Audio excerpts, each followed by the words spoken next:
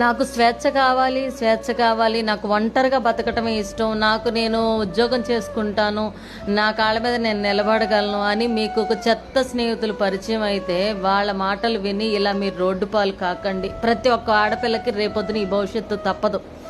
మంచి చెప్పే స్నేహితులు దూరం చేసుకొని, చెడు చెప్పే స్నేహితుల వెంట వెళ్ళి ఇలా రోడ్డు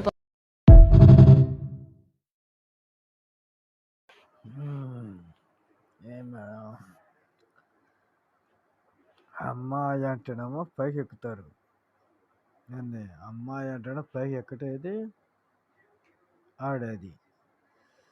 అదే అమ్మాయి అనకుండా మాట మాటకి సమాధానం చెప్పినప్పుడల్లా మాట మాటకి వడ్డిస్తే, అంటే చేత్తో వడ్డిస్తే సమాధానం ఉండదు. గారాబం చేసుకుంటే ఎవరు చేతరాలు చేసుకుంటే వాళ్ళకే వస్తుంది. ఎవరిదో